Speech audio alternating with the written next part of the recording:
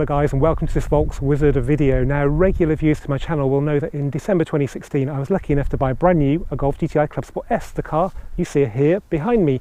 Now, this appeared on the channel loads in 2017 but hardly appeared at all in 2018, and I thought I'd bring it out here to glorious Suffolk to spend a few days with it and put that right.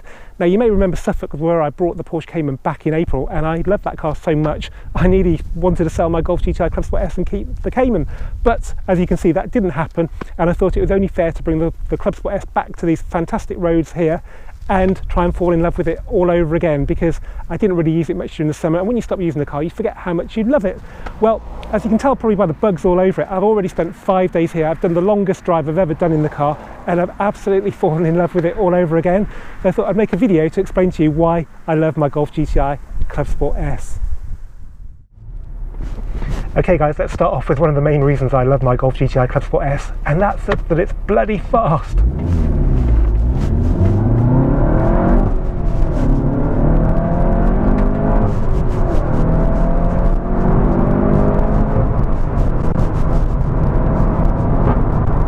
It really is as fast as you could want on the road, and it doesn't just do that from being powerful. It's got 310 horsepower. It's also really light. It weighs 1,380 kilograms. That's about 100 kilograms lighter than a Golf R, and it makes more of a difference than you might think.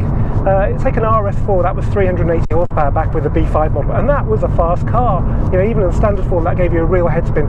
This car does that with only 310 horsepower because it's so light, and the lightness helps something else: handling. Apart from speed, the most important thing for me is handling, because where can you do like 100 miles an hour legally these days on a German autobahn? And that's not that much fun anyway, so you can get used to it. Handling is where it's at, and that's where the Golf GTI Clubsport S comes into its own. So let me demonstrate. So we've got the VAQ front differential, that makes all the difference. We've also got Michelin Pilot Sport Cup 2 tyres. Together they're sensational. So normally you get to the apex of a corner in a front wheel drive car, put the power down like now, and the car would understeer. But with this diff, it pretty much tightens its line. So let's try that again. Left hander now on the apex, power down, full throttle, and we're off. It is amazing. So yes, there are more powerful cars, there are faster cars, but they're usually heavier as well. And whilst this car doesn't have an amazing 0 to 60 time of like 5.8 seconds, that's not amazing. It does go around corners like not many other cars can, especially something as this practical and comfortable. Which brings me on to point 3. What I love about this car is that it doesn't really feel compromised by the fact it's a ring record car. There's all that James May bullshit about how a ring record car has to be stiff, or a car developed at the ring has to be stiff. That is not true. This car is comfortable, and it means that when we came here from Birmingham, we did a 3-4 hour drive, and it was just like driving any other Golf. In fact, what really made the difference was that with a load of luggage in the boot, it's quietened down the one thing this car does suffer from, and that's a lot of road noise. When the boot was full of luggage, it was like having the back seats and parcel shelf there. It was just as quiet as any other Golf. So that's another reason why I love this car. And another reason is that it's actually very subtle.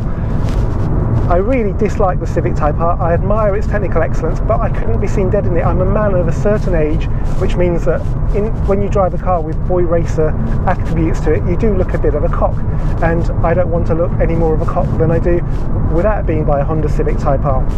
And the Clubsport S allows me to go about my business without looking like I'm having a midlife crisis, because it's a very subtle, tasteful car. If you look closely, especially in black, if you look closely, you can see the details like the air curtains at the front, the spoiler at the back, and so on. But to all intents and purposes, it looks like a normal Golf GTI.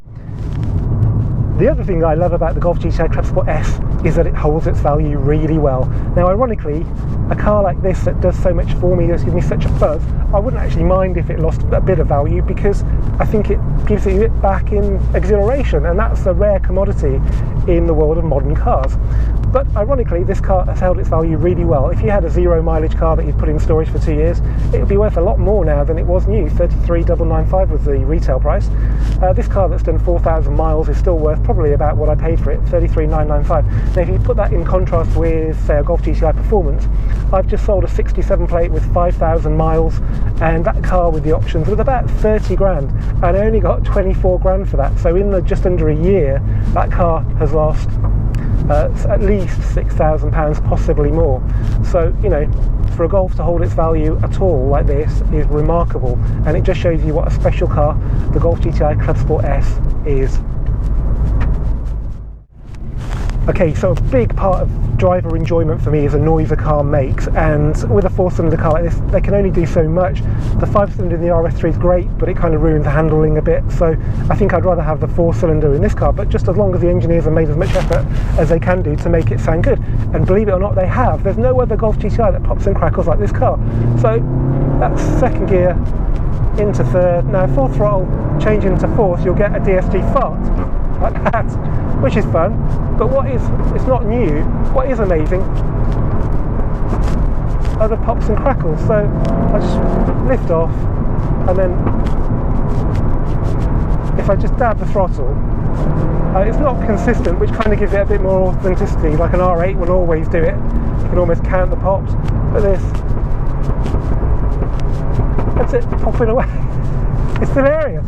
Okay, yeah, it's childish, I have to accept, but it's still fun, and it doesn't, when you're not in the mood, you can turn it off. It also actually just sounds good through the tailpipes anyway, so it's got a lovely little fruitiness, that's the best way I can describe it, through the tailpipes.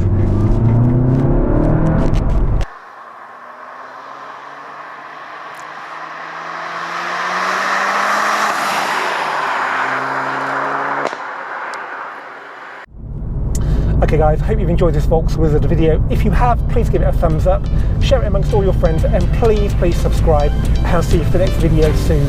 Cheers.